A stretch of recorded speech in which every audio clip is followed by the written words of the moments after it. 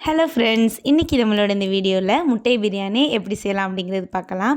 இது செய்கிறது வந்துட்டு ரொம்ப ஈஸி தான்.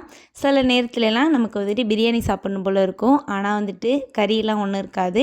அந்த டைமில் இந்த முட்டை பிரியாணி வந்து செஞ்சோம் அப்படின்னா அவ்வளோ சூப்பராக இருக்கும். ஸோ கண்டிப்பாக ட்ரை பண்ணுங்கள். வாங்க இப்போ எப்படி செய்யலாம் அப்படிங்கிறது நம்மளோட இந்த வீடியோவில் பார்க்கலாம். ஃபஸ்ட்டு நம்ம வந்துட்டு முட்டை பிரியாணி செய்கிறதுக்கு அரிசியை வந்து வேக வச்சு எடுக்கணும். அதுக்கு ஒரு பாத்திரத்தில் தண்ணி கொதிக்க வச்சுக்கலாம். அந்த தண்ணியில் ஒரு துண்டு பட்டை போட்டுக்கலாம். பிரிஞ்சி இலை 2 சேர்த்துக்கலாம். ஒரு 4-5 கிராம்பு சேர்த்துக்கலாம். ரம்ப இலை ஒரு 2 துண்டு சேர்த்துக்கலாம். இது எல்லாமே சேர்த்து நல்லா கொதி வரட்டும். நல்லா கொதித்ததுக்கப்புறம் நான் வந்துட்டு இன்றைக்கி 3/4 கிலோ அரிசி வந்துட்டு பாசுமதி அரிசி 10 நிமிஷம் ஊற வச்சுட்டேன். அது தண்ணியை வடிகட்டிட்டு அந்த கொதிக்கிற தண்ணியில் சேர்த்துக்கலாம். அதாவது 10 நிமிஷம் மட்டும் பாசுமதி அரிசியை கழுவிட்டு ஊற வச்சுக்கோங்க. இதுக்கு தேவையான அளவு உப்பு சேர்த்துக்கலாம். அரிசி ஒன்று ஒட்டாமல் இருக்கிறதுக்காக ஒரு ஸ்பூன் அளவுக்கு எண்ணெய் சேர்த்துக்கோங்க. இப்போ இது நல்லா கொதித்து வெந்து வரட்டும். லைட்டாக கலந்து விட்டுக்கலாம்.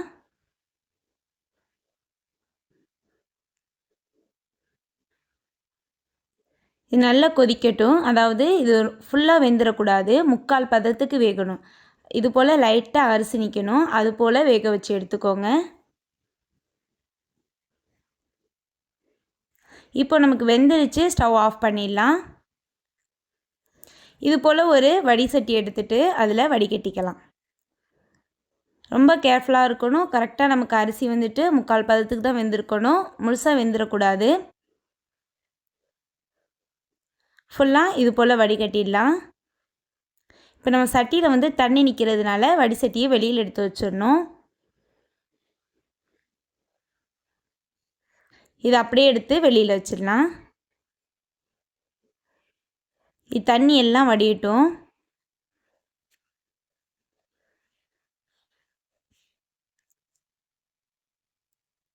நான் நசுக்கி காட்டுறேன் பாருங்கள். இது போல் லைட்டாக அரிசி நிற்கணும். இப்போ இது அப்படியே ஒரு பக்கெட்டு இருக்கட்டும். பாத்திரம் அடுப்பில் வச்சுட்டு 100 ml எண்ணெய் சேர்த்துக்கலாம். எண்ணெய் நல்லா சூடானதுக்கப்புறம் 4 பெரிய வெங்காயம் நீளமாக இது போல் கட் பண்ணி சேர்த்துக்கலாம். வெங்காயம் வந்துட்டு நல்லா வதங்கி வரட்டும். நமக்கு வெங்காயம் வந்துட்டு லோ ஃப்ளேம்லேயே வச்சுட்டு நல்லா மொறுமொறுன்னு வதக்கி எடுக்கணும். நம்ம முட்டை பிரியாணிக்கு வந்துட்டு வெங்காயத்தை ஃபஸ்ட்டு வறுத்துட்டு வெளியில் எடுத்துகிட்டு அதுக்கப்புறம் தக்காளியெல்லாம் சேர்க்கணும். இது போல் செஞ்சோன்னா அவ்வளோ டேஸ்ட்டாக இருக்கும். வெங்காயம் வதங்குற டைமில் நம்ம தக்காளி அரைச்சி எடுத்துக்கலாம். 4 பழமான தக்காளி எடுத்துக்கோங்க. இதை ஒரு மிக்ஸி ஜாருக்கு மாற்றிட்டு நல்லா அரைச்சி எடுத்துக்கலாம். இந்த அரைச்ச தக்காளி ஒரு பக்கெட்டு இருக்கட்டும். வெங்காயம் வந்துட்டு இது போல் லைட்டாக ப்ரௌன் கலரில் அழகாக ஒத்தாப்பில் எல்லாருமே வதங்கி வந்திருக்கணும்.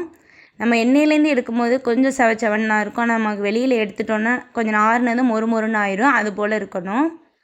வெங்காயத்தை ரொம்ப கேர்ஃபுல்லாக வறுத்தெடுக்கணும். கருக விட்டுறக்கூடாது, இல்லாட்டி கசப்பு டேஸ்ட்டு வந்துடும். ஸோ இது போல் லைட்டாக ப்ரௌன் கலரில் வறுத்து எடுத்துக்கோங்க. 5 வேக வச்ச முட்டை எடுத்து வச்சுட்டேன். இந்த அவிச்ச முட்டை என்ன பண்ணணுன்னா இது போல் லைட்டாக கீறி விட்டுக்கணும். கீறி விட்டு எண்ணெயில் போட்டுக்கணும். இதே போல் 5 முட்டையுமே கீறி விட்டு எண்ணெயில் போட்டுக்கலாம். எண்ணெய் வந்துட்டு சிம்லேயே வச்சுட்டு வறுத்துக்கணும். இந்த டைமில் 1 ஸ்பூன் மிளகாய்த்தூள் சேர்த்துக்கலாம். 1/2 ஸ்பூன் மஞ்சள் தூள் சேர்த்துக்கலாம். இதே சேர்த்துட்டு முட்டையை வந்துட்டு இந்த எண்ணெயிலே வந்துட்டு ஒரு 2 நிமிஷம் வதக்கி எடுக்கணும். இது கூடவே கரம் மசாலா 1 ஸ்பூன் சேர்த்துப்போம்.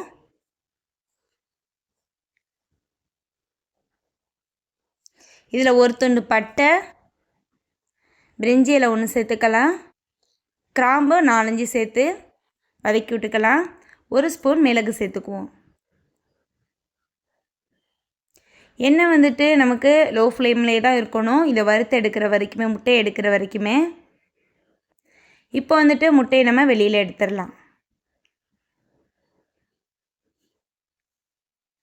நமக்கு முட்டை பிரியாணிக்கு வந்துட்டு எண்ணெய் கொஞ்சம் கம்மியாக தான் சேர்க்கணும். நம்ம சிக்கன் மட்டன் பிரியாணி மாதிரியெல்லாம் எண்ணெய் அதிகமாக சேர்க்கக்கூடாது. எண்ணெய் சூடாக இருக்கும்போது நம்ம அரைச்சி வச்சுருக்க தக்காளி விழுததில் சேர்த்துடலாம். தக்காளி வந்து நல்லா வதங்கி வரட்டும். இதில் 2 ஸ்பூன் இஞ்சி பூண்டு பேஸ்ட்டு சேர்த்துப்போம். இது நல்லா வதங்கி அந்த இஞ்சி பூண்டோட வாசம் போகட்டும்.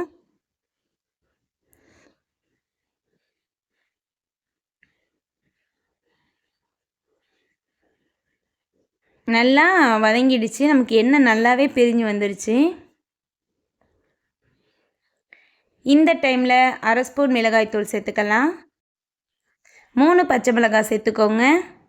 உங்களுக்கு காரம் வேணும்னா இன்னும் கொஞ்சம் பச்சை மிளகாய் கூட சேர்த்துக்கலாம். தேவையான அளவு உப்பு சேர்த்து நல்லா வதக்கி விட்டுக்கலாம். இப்போ பொடியாக நறுக்குன கொத்தமல்லி இலையும் புதினா இலையும் சேர்த்துக்கலாம். இதுவும் சேர்ந்து நல்லா வதங்கட்டும். இந்த டைமில் 1 கப்பு கெட்டியான புளிக்காத தயிர் சேர்த்துக்கோங்க. அதாவது 1/4 லிட்டர் தயிர் சேர்த்துருக்கேன். இதுவும் சேர்ந்து நல்லா கலந்து விட்டு அந்த தயிர் வந்து எண்ணெய் பிரிஞ்சு வரணும். நமக்கு இந்த தயிர்லாம் சேர்ந்து நிறைய எண்ணெய் பிரிஞ்சு வரும். அது வரைக்குமே இது நல்லா வெந்து வரட்டும். இப்போ நமக்கு இது நல்லா வெந்து ரெடியாக இருக்குது.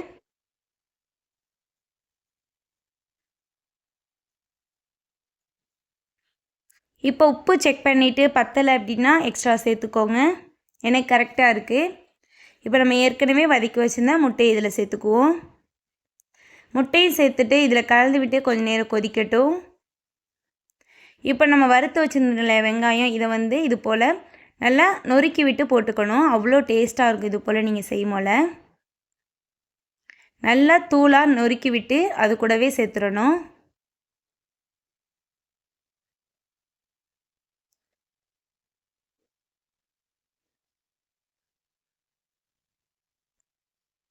இப்போ இதையுமே சேர்த்து நல்லா கலந்து விட்டுருவோம். இது கொஞ்ச அளவு வதங்கினதுக்கு அப்புறம் நம்ம வடித்து வச்சுருக்கோம் இல்லையா சோறு, அதை வந்து இதில் சேர்த்துடலாம்.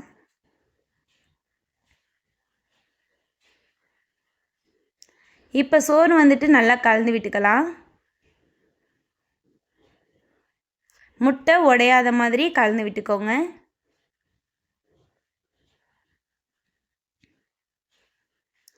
இப்போ வந்துட்டு நம்ம சோறு வந்து 3/4 பதத்துக்கு தான் வேக வச்சுருந்தோம். அதனால ஒரு 1/4 லிட்டர் அளவுக்கு தண்ணி சூடு பண்ணி இதில் சேர்த்துக்கலாம். இப்போ இதுவும் சேர்ந்துட்டு அந்த அரிசியோடு சேர்ந்து அந்த கிரேவியோடு கரெக்டாக வெந்து வந்துடும். லைட்டாக இது போல் மிக்ஸ் பண்ணி விட்டுக்கலாம்.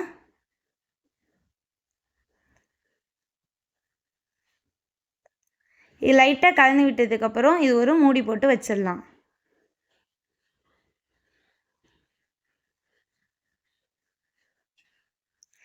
இது முடிஞ்சால் நீங்கள் ஒரு காட்டன் கிளாத்து போட்டு வச்சுருங்க. நம்ம தண்ணி வடியாமல் கரெக்டாக இருக்கும். இப்போ நம்ம ஓப்பன் பண்ணி பார்க்கலாம். கரெக்டாக வெந்து வந்திருக்கு. அதாவது ஒரு 5 நிமிஷம் மட்டும் நம்ம மீடியம் ஃப்ளேமில் வச்சுட்டு இது போல் ஒரு காட்டன் துணி போட்டு மூடி வச்சிடணும். அவ்வளோ சூப்பராக ரெடி ஆகிடும். அவ்வளோதான், சூப்பரான நமக்கு முட்டை பிரியாணி ரெடி ஆகிடுச்சு. அவ்வளோ கமகமண்டு வாசமாக இருக்குது. நீங்களும் ட்ரை பண்ணி பாருங்கள். அவ்வளோ சூப்பராக இருக்கும். இதுக்கு வந்துட்டு நமக்கு நிறைய சைட் டிஷ்லாம் தேவை கிடையாது. நமக்கு வெங்காய தயிர் பச்சடி இருந்தாலே சூப்பராக சாப்பிட்லாம். அவ்வளோ சூப்பராக இருக்கும். உங்களுக்கு பிரியாணி சாப்பிடணும் போல் இருக்கும், ஆனால் கறி இல்லை அப்படின்னா கவலைப்பட வேணாம். கண்டிப்பாக நீங்கள் ட்ரை பண்ணி பாருங்கள். இது வந்துட்டு நமக்கு செய்கிறது ஈஸி தான். அவ்வளோ டேஸ்ட்டாக வந்திருக்கு. ஸோ நம்மளோட இந்த வீடியோ உங்களுக்கு பிடிச்சிருக்குன்னு நினைக்கிறேன். அப்படி பிடிச்சிருந்துச்சி அப்படின்னா மறக்காமல் நம்மளோட இந்த சேனலை சப்ஸ்கிரைப் பண்ணி வச்சுக்கோங்க. அப்போ தான் என்னோடய எல்லா வீடியோ உங்களுக்கு நோட்டிஃபிகேஷனில் வரும். அடுத்த வீடியோவில் வேறு ஒரு சூப்பரான ரெசிபியோடு உங்களை நான் மீட் பண்ணுறேன். தேங்க்யூ, பாய்.